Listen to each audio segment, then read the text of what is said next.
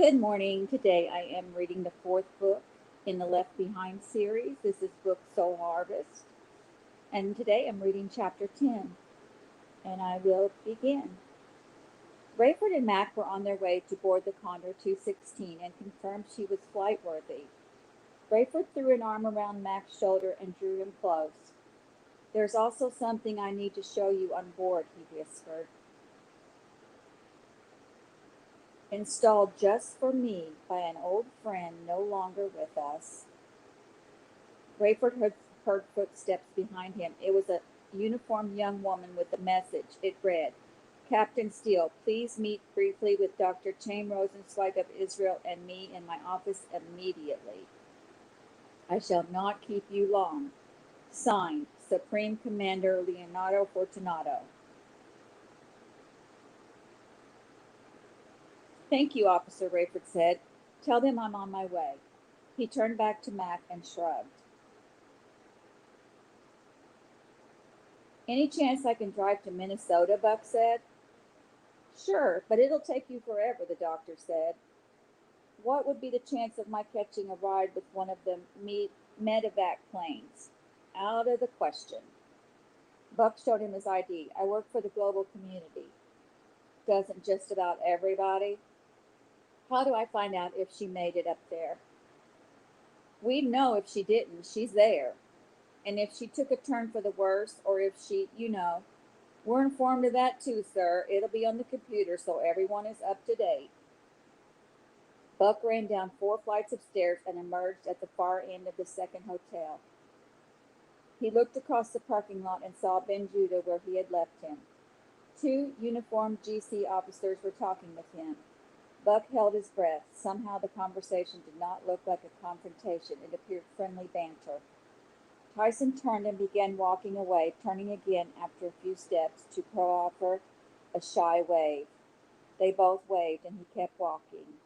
Buck wondered where he was going. Would he go straight to the Range Rover or to the prearranged meeting spot? Buck stayed in the shadows as Ben Judah steadily made his way past the front of the hotels and into a rocky area gouged by the earthquake. When he was nearly out of sight, the GC man began following. Buck sighed.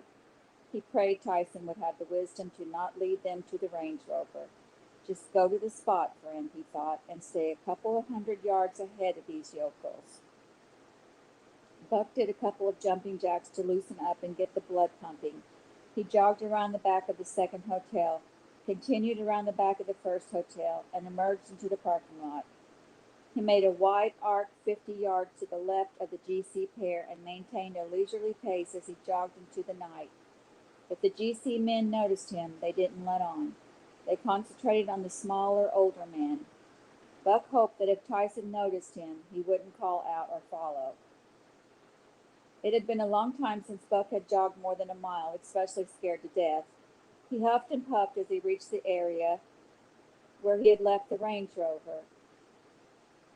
A new section of cars had parked beyond his, so he had to search to find it. Tyson plodded along, making his own trail over a difficult course. The GC men were still 100 to 150 yards behind him.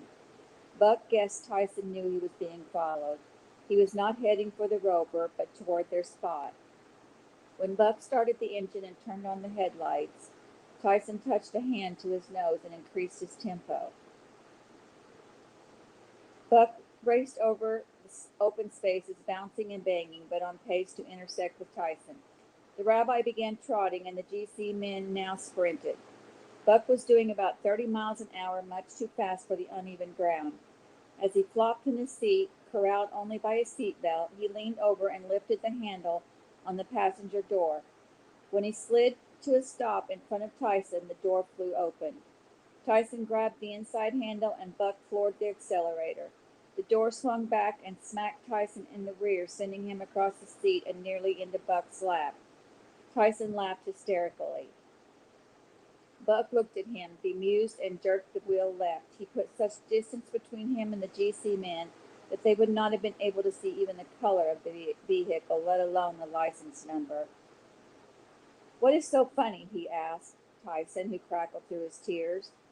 I am Joe Baker, Tyson said in a ridiculous labored American accent. I run a bakery shop, and I bake the rolls for you because I am Joe Baker. He laughed and laughed, covering his face and letting the tears come. Have you lost your mind? Buck asked. What is this about? Those officers, Tyson said, pointing over his shoulder. Those brilliant, highly trained bloodhounds. He laughed so hard he could hardly breathe.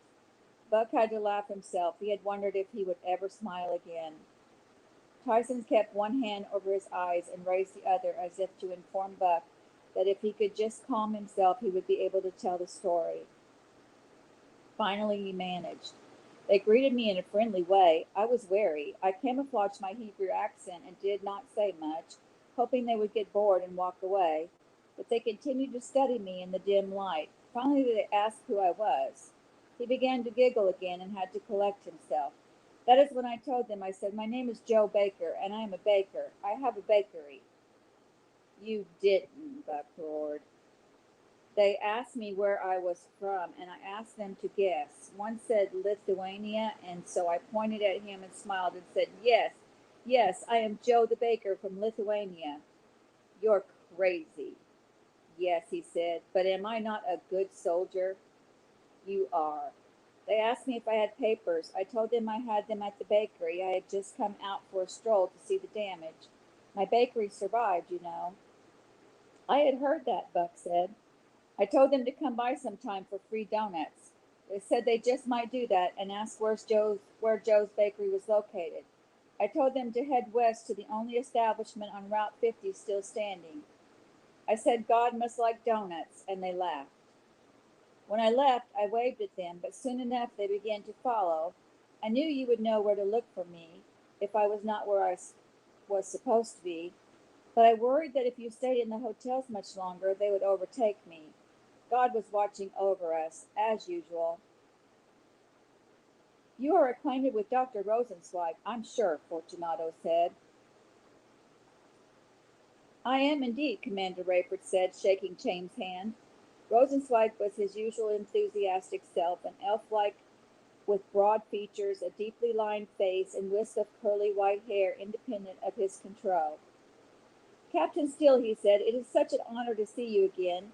I come to ask after your son-in-law, Cameron. I spoke with him this morning, and he's fine. Rayford looked directly into Rosenzweig's eyes, hoping to communicate the importance of confidentiality. Everyone is fine, Doctor, he said. And Dr. Ben Judah, Rosenzweig said.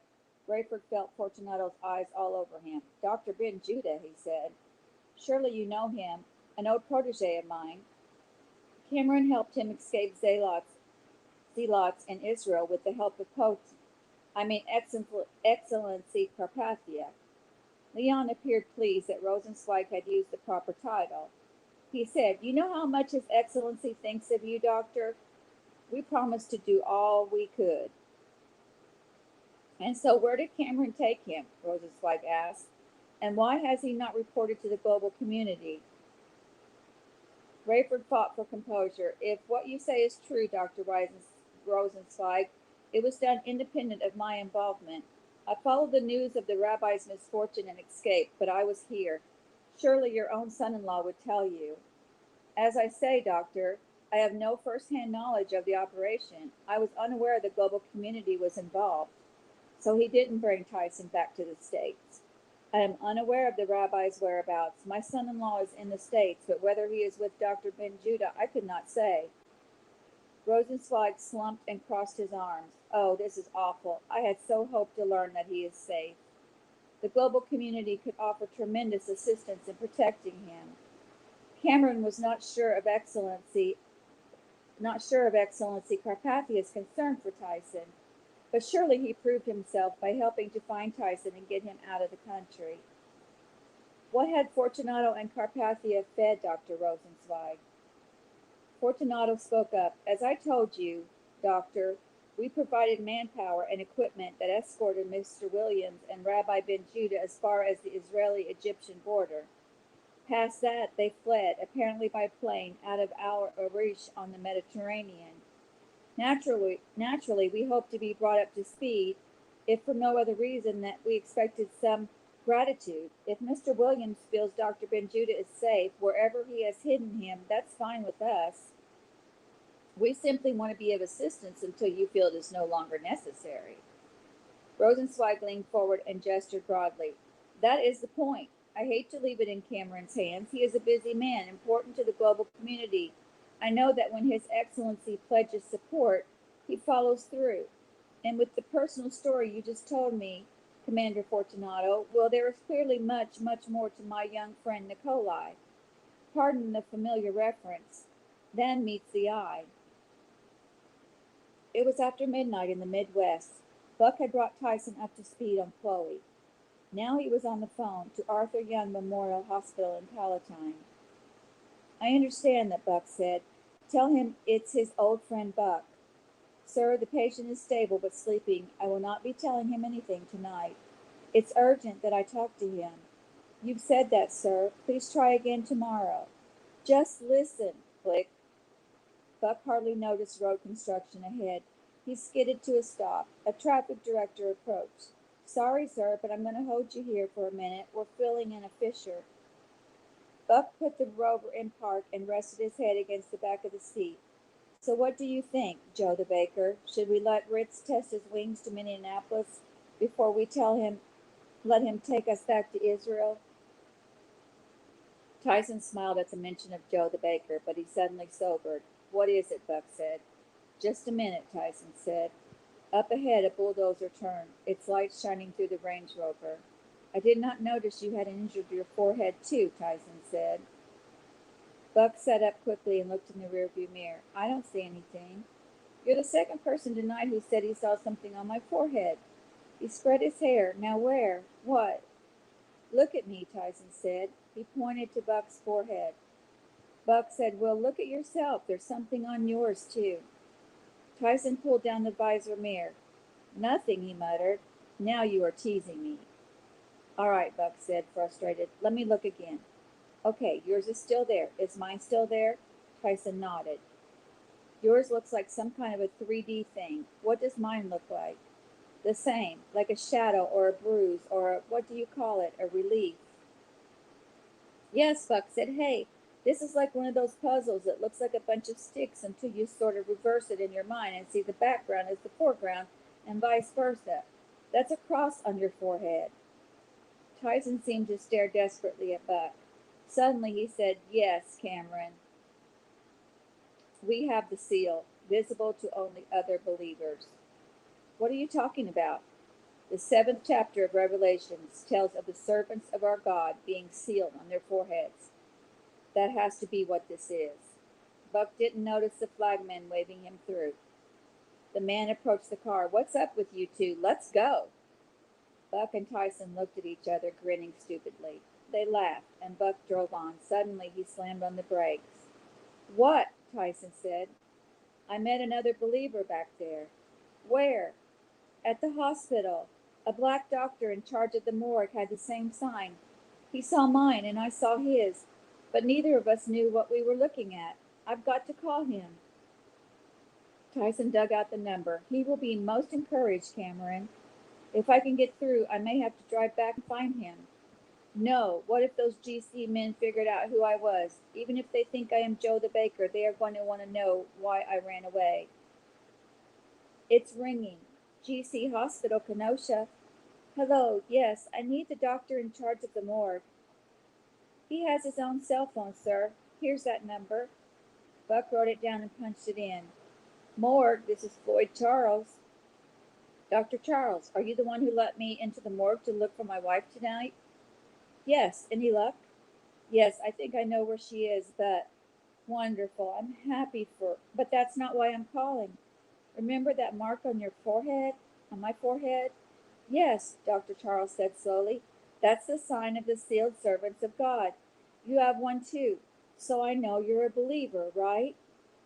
Praise God, the doctor said. I am, but I don't think I have the mark. Well, we can't see our own, only others. Wow. Oh, hey, listen, your wife isn't Mother Doe, is she? Buck recoiled. Yes, why? Then I know who you are, too. And so do they. They're driving to Minneapolis. That gives them time to get your wife out of there. Why do they want to do that? Because you've got something or somebody they want. Are you still there, sir? I'm here. Listen. Brother to brother, tell me what you know. When will they move her and where will they take her? I don't know, but I heard something about flying someone out of Glenview Naval Air Station. You know, the old shutdown base? That, I know, late tomorrow. Are you sure? That's what I heard. Let me give you my private number, Doctor. If you hear any more, please let me know. And if you ever, and I mean ever, need anything, you let me know. Thank you, Mr. Doe. Rayford showed Mac McCullum the bugging device that connected the pilot's headphone to the cabin. McCullum whistled through his teeth. Ray, when they discover this and put you away for the rest of your life, I'm going to deny any knowledge. It's a deal. But in case anything happens to me before they find out, you know where it is. No, I don't, Mac said, smiling. Invent something to get us outside. I need to talk to Buck on my own phone. I could use some help with the skyhooks on the chopper, Max said. With the what? The skyhooks, the ones I attached to the sky that let me pull the helicopter off the ground and work underneath it. Oh, those skyhooks. Yes, let's check on those. It was well after midnight when Buck and Tyson dragged themselves into the house. I don't know what I'm going to run into in Minneapolis, Buck said, but I have to go there in better shape than I'm in right now. Pray that Ken Ritz is up to this. I don't know if I should even hope for that. We don't hope, Tyson said. We pray. Then pray for this. One, that Ritz is healthy enough. Two, that he's got a plane that works. And three, that it's at an airport he can take off from. Buck was at the top of the stairs when his phone rang. Rayford! Rayford quickly filled Buck in on the fiasco with Rosenzweig. I love that old buzzard, Buck said, but he sure is naive. I told him not to trust Carpathia. He loves that guy. He more than loves him, Buck. He believes he's divine. Oh, no. Rayford and Buck debriefed each other on everything that had happened that day. I can't wait to meet Mac, Buck said. If you're in as much trouble as it appears, Buck, you may never meet him. Well, maybe not this side of heaven. Rayford brought up Amanda. Would you believe Carpathia tried to make Mac think she was working for him? Buck didn't know what to say. Working for Carpathia, he said lamely. Think of it. I know her like I know myself, and I'll tell you something else.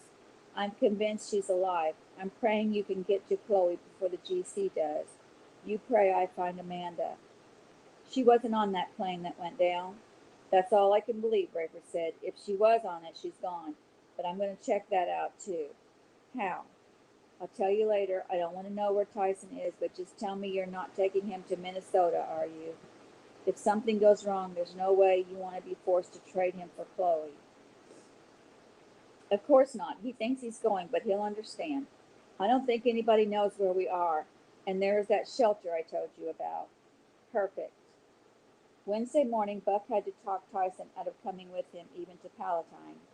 The rabbi understood the danger of going to Minnesota, but he insisted he could help Buck get Ken Ritz out of the hospital.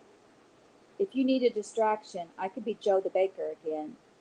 Much as I would enjoy seeing that, Tyson, we just don't know who's on to us.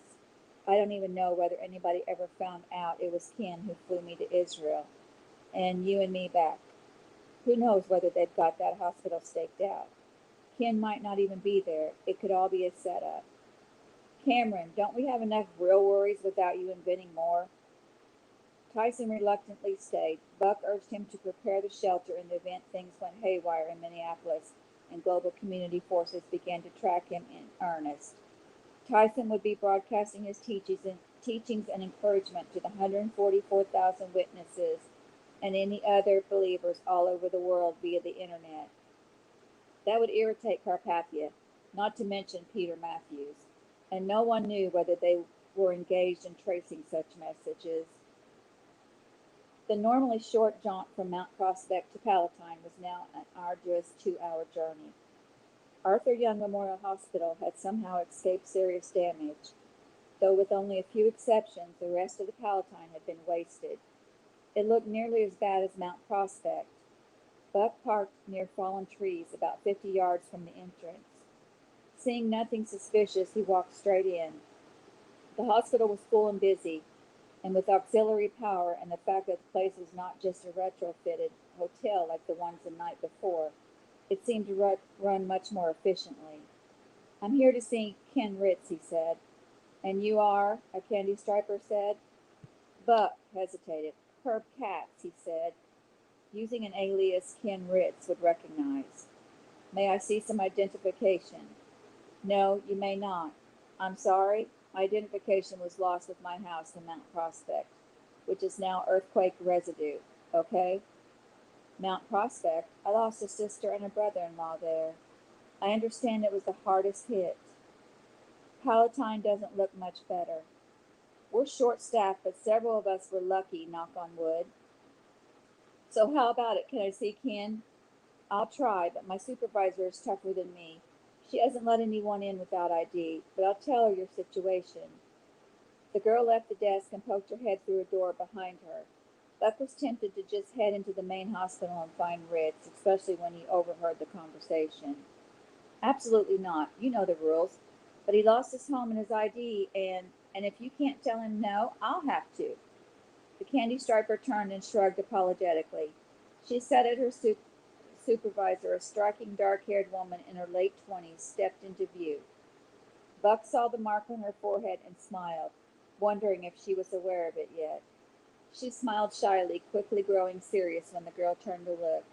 Who was it you wanted to see, sir? Ken Ritz. Tiffany, please show this gentleman to Ken Ritz's room. She held Buck's gaze, then turned and went back into her office. Tiffany shook her head. She's always had a thing for blondes. She walked Buck to the ward. I have to make sure the patient wants visitors, she said. Buck waited in the hall as Tiffany knocked and entered Ken's room. Mr. Ritz, are you up to a visitor? Not really, came the gravely but weak voice Buck recognized. Who is it? Herb Katz. Herb Katz, Herb Katz. Ritz seemed to turn the name over in his mind. Herb Katz. Send him in and shut the door. When they were alone, Ken winced as he sat up. He thrust out an in-tube hand and shook Buck's weakly. Herb Katz, how in the world are you? That's what I was going to ask you. You look terrible. Thanks for nothing. I got hurt in the stupidest possible way. But please tell me you've got a job for me. I need to get out of this place and get busy. I'm going stir crazy. I wanted to call you, but I lost all my phone numbers. Nobody knows how to get a hold of you. I got a couple of jobs for you, Ken, but are you up to them? I'll be good as new by tomorrow, he said. I just got banged on the head with one of my own little fix-wingers. What? The dang earthquake hit while I was in the air. I circled and circled, waiting for the thing to stop, almost crashed when the sun went out, and finally put down over here at the Palawaki. I didn't see the crater. In fact, I didn't think it was there until after I hit the ground.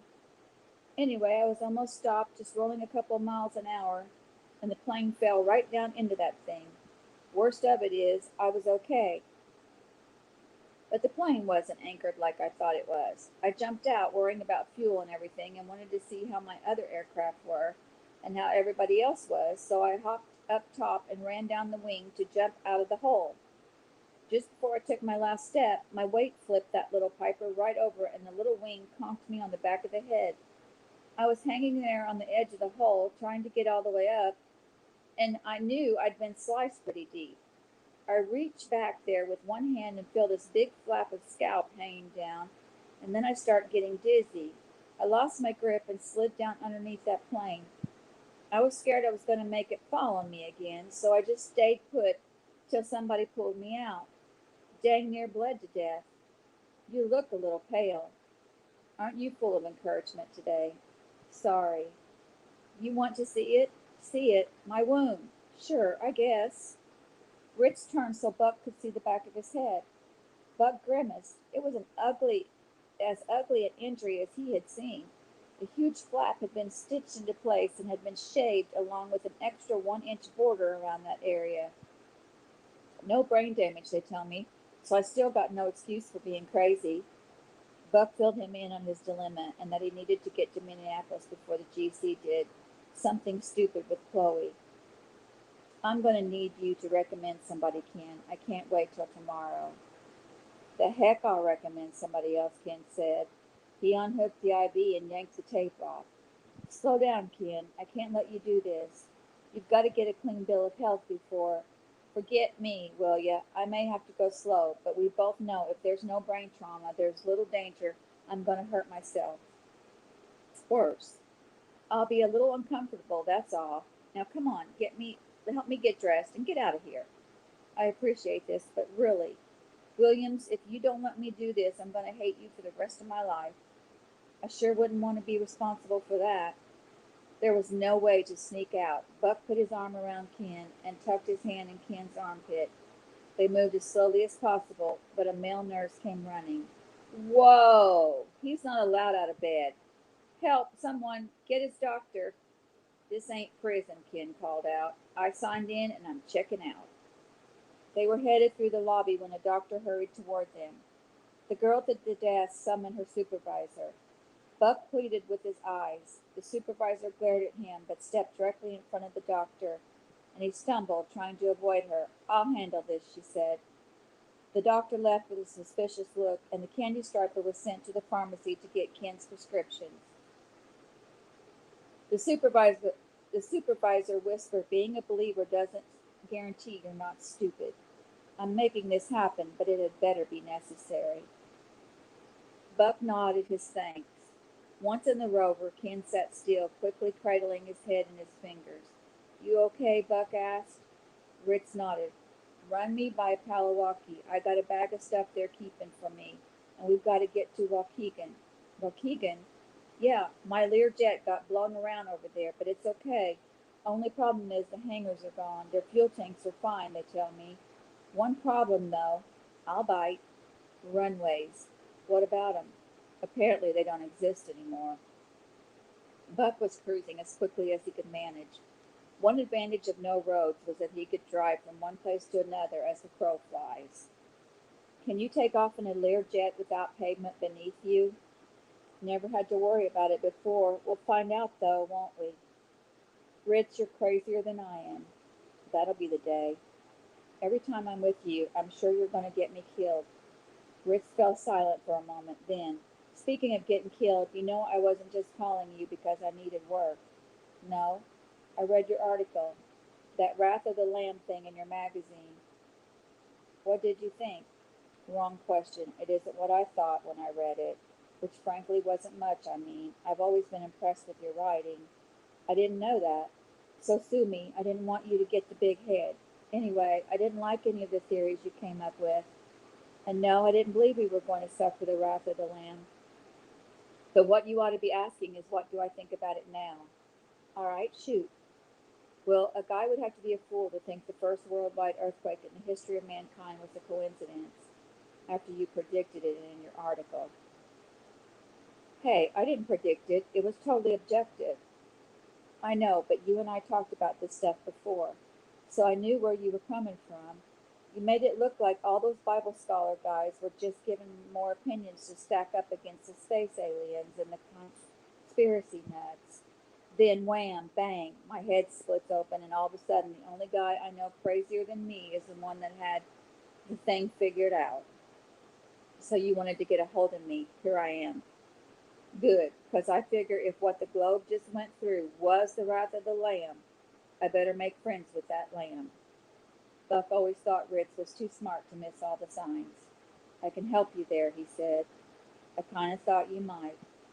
It was close to noon by the time Buck came out of the ditch where Green Bay Road used to be and drove slowly over the flattened fence and around the crumbled landing lights at the Waukegan airport. The runways had not just sunk or twisted. They lay in huge trunks from end to end. There, in one of the few open spaces, was Ritz's Learjet, apparently none the worse for wear. Ritz moved slowly, but he was able to gingerly taxi the thing between hazards to the fuel pump. She'll take us to Minneapolis and back more than once with a full tank, he said. The question is how fast, Buck said. Less than an hour. Buck looked at his watch. Where are you going to take off from? It sloped, but from the cockpit I saw one patch across Wadsworth on the golf course that looks like our best bet. How are you going to get across the road and through those thickets? Oh, we'll do it, but it's going to take longer than flying to Minneapolis. You're going to be doing most of the work. I'll steer the jet, and you'll clear this way. It's not going to be easy. I'll hack my way to Minneapolis if I have to, Buck said. And that's the end of chapter 10. Next, we'll be reading chapter 11. Thank you so much for joining me, and have a wonderful day.